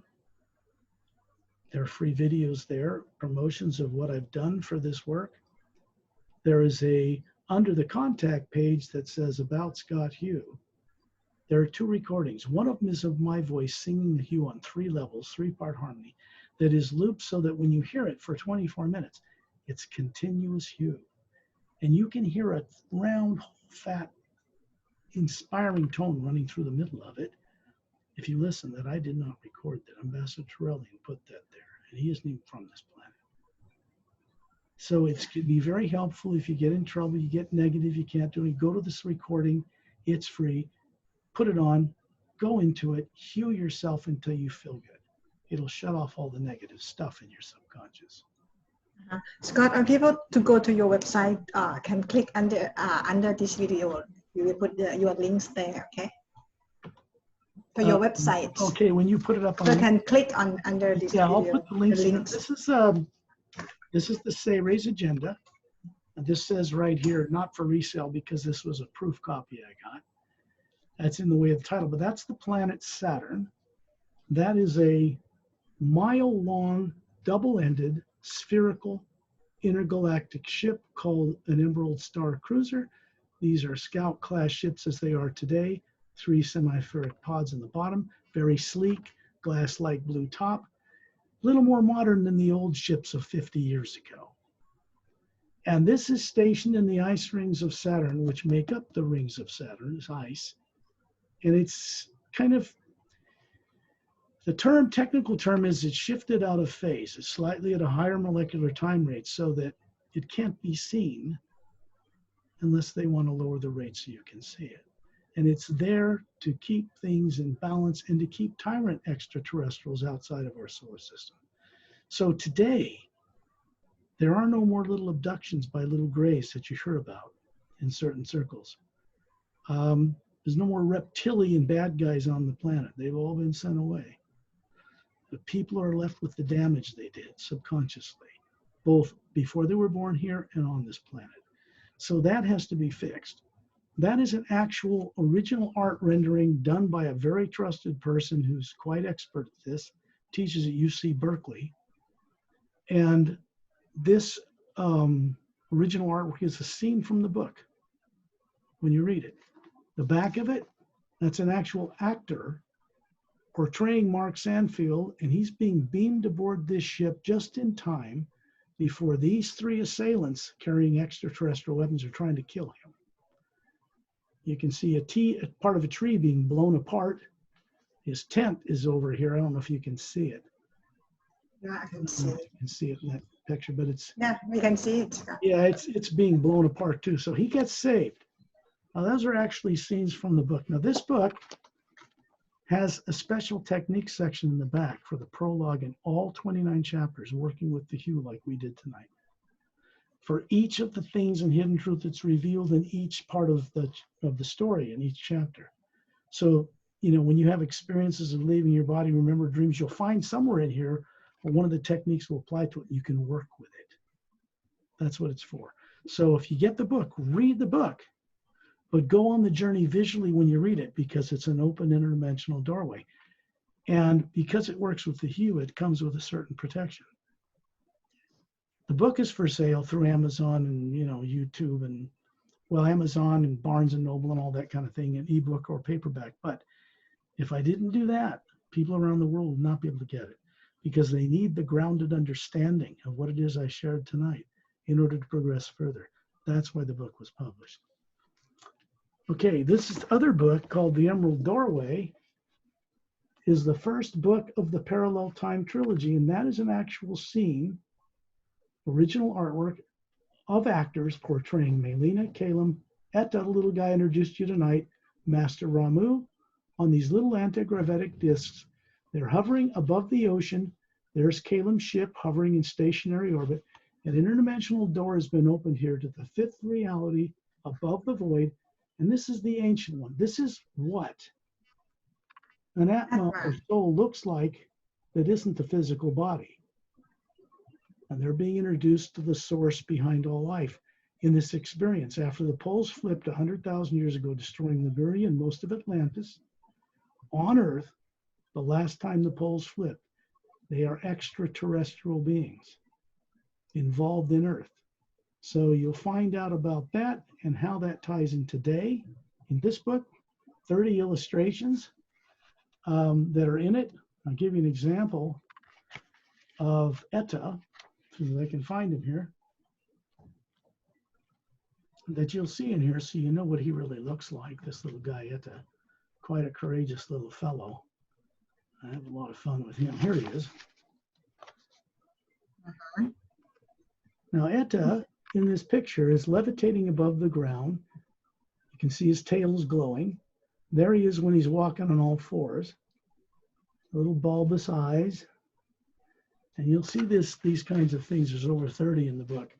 This is the first book of the Parallel Time Trilogy. There are 3 books of this.